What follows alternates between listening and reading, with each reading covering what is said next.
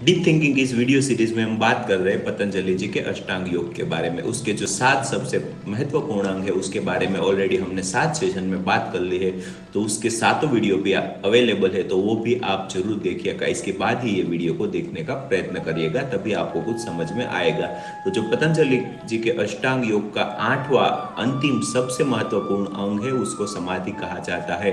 हर एक साधक का, हर एक साधना का यही लक्ष्य होता है, अंतिम गोल यही होता है कि हमें समाधि की स्थिति की प्राप्ति हो और समाधि की स्थिति का अनुभव हो। यही लक्ष्य होता है हर एक साधक की साधना का। तो समाधि के बारे में अगर हम जानने का प्रयास करें तो पतंजलि जी ने अपने योग सूत्र, पतंजलि योग सूत्र तृतीय अध्याय के तृतीय श्लोक में कहा गया है, तदेवार्थ मात्र निर्भाषाम स्वरूप शून्यमेव समाधि, मतलब कि अपने स्वरूप को शून्य कर देना ही समाधि कहा जाता है।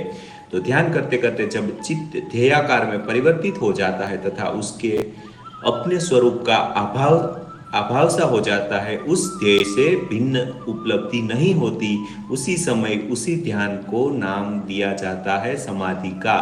ध्यान ही जब केवल अर्थ या ध्येय, आत्मा या ईश्वर के स्वरूप का स्वभाव को प्रकाशित करने वाला तथा अपने स्वरूप से शून्य हो जाता है, तब उसे समाधि कहा जाता है। हर एक साधक की सब साधना होती है, सब योग करते हैं, सब प्राणायाम करते हैं, सब जीवन जीते हैं, इनका अंतिम लक्ष्य यही होता है कि उसको भी समाधि का जो स्वाद है वो चखने को मिल जाए। इसीलिए हर एक साधक साधना करते रहते हैं।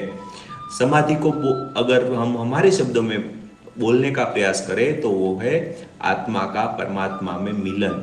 जब हम है शून्य में मिल जाते हैं, बाद में हम भी शून्य हो जाते हैं, तब इसी परिस्थिति को हम समाधि का नाम दे सकते हैं। जब हम ज्यादा से ज्यादा ध्यान करते हैं, ज्यादा से ज्यादा सात्विक लाइफ जीते हैं, तब एक ऐसी परिस्थिति आती है कि ध्यान करते करते ना तो ध्यान करने वाला बचता है, ना तो देखने वाला बचता है, ना जिसे देखा जाने वाला है वो बचता है, और ना कुछ भी बचता है। इसी का नाम समाधि कहा जाता है। तो हमारा यही लक्ष्य होना चाहिए कि हमें अंत में समाधि का अनुभव हो। एक छोटी सी बूंद भी अगर लाइफ में मिल जाए तो हमारी ये जो लाइफ है वो सार्थक हो जाएगी, और हमारा जो स्वरूप है जो कभी न मरने वाला है, जिसको हम जान पाएंगे और हम मृत्यु के बाद भी अजर अमर रह पाएंगे, तो हर एक साधक की अंतिम लक्ष्य यही होना चाहिए कि उसे समाधि के स्वाद का एक बूंद मिल जाए।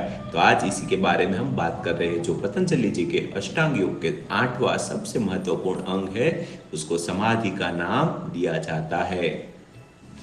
समाधि, अगर इस शब्द को भी तोड़ के हम देखें, सम अधि, मतलब कि जो अधि मतलब कि आधा है, दो आधे आधे पार्ट है उसका, सम मतलब कि दोनों में एकाकार हो जाना ही समाधि कहा जाता है। मतलब हमने जिसे आत्मा और परमात्मा को जैसे अलग अलग समझ लिया है, वो अलग नहीं है, वो एक ही है। वो जब इकट्ठे हो जाते हैं, जब साथ में आ जाते हैं, तो इसको ही समाधि का नाम दिया जाता है।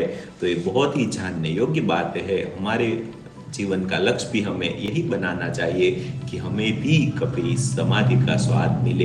इसके लिए हमें सात्विक लाइफ जीना शुरू करना होगा, थोड़ी सी लाइफ में स्पिरिचुअलिटी ऐड करनी पड़ेगी, थोड़ी सी हमारी फीलिंग्स है, हमारी जो लाइफ में बेसिक लाइफ में क्या कर रहे हैं उसके प्रति थोड़ा कॉन्शियस होना पड़ेगा, और लाइफ में दिन में 2 या 3 बार थोड़ा थोड़ा ध्यान करना पड़ेगा। तब जाके धीरे धीरे धीरे सालों के बाद में हम समाधि की स्टेट का स्वाद जो है उसको चख सकते हैं।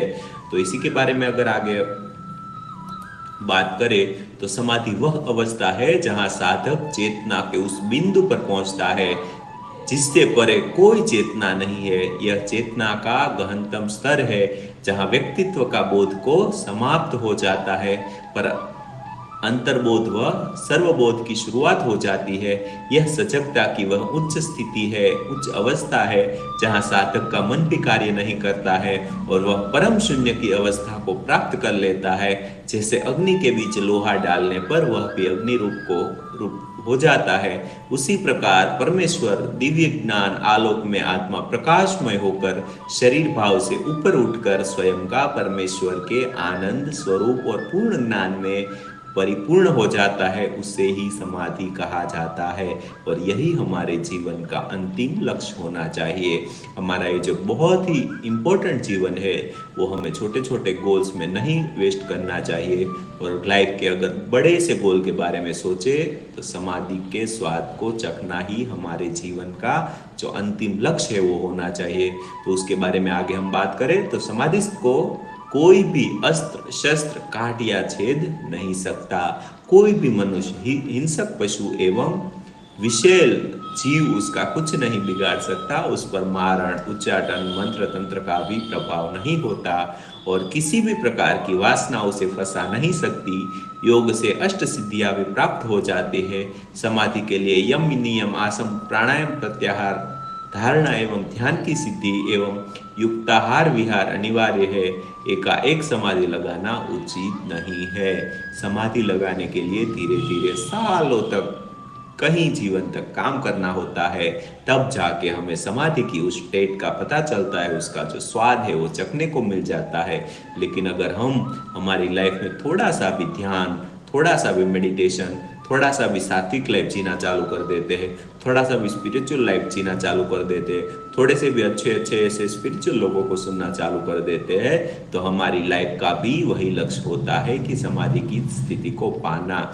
हमारी इस जीवन में हमें पता नहीं कि है कि हमने जो अगले जीवन थे उसमें ये जो स्वाद चखने के लिए ही बहुत सारे जीवन गुजारे हैं, लेकिन इसी लाइफ में हमें ये समाधि का अनुभव मिलने वाला है।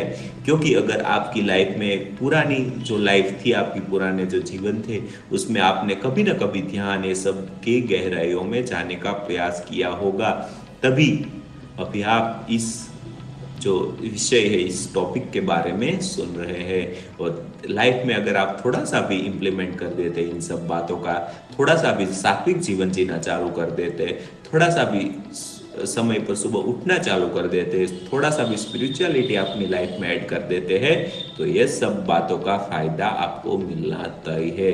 तो आप भी अपने जीवन का अंतिम लक्ष्य है वो समाधि की स्थिति को जानना, समाधि के स्वाद को चखना ही अपना अंतिम लक्ष्य बनाइए। आइए इन अंतिम लक्ष्य को पाने की स्थिति की ओर हम सब मिलकर आगे बढ़ते हैं और हम एक दूसरे का अनुभव लेते लेते जल्दी से उस स्थिति तक पहुंच सकते हैं।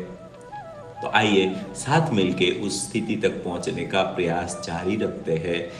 और आपने अपना कीमती समय निकाल के मेरी इन बातों को इतने प्यार से सुना, इसके लिए बहुत बहुत धन्यवाद। इन सब टॉपिक को बनाने में, इन सब टॉपिक का नॉलेज इकट्ठा करने में बहुत ही परिश्रम लगता है। तो आप कृपया ये समझने का प्रयास करें और हमें सांत्वना देना जरूरी समझे और हमें कमेंट सेक्शन में बताएं कि टॉपिक आपको कैसा लगा है। अगर आपको कोई प्रश्न है तो वो प्रश्न भी हमें पूछ सकते हैं। आपको कोई सजेशन है तो वो भी हमें कमेंट सेक्शन में दे सकते हैं।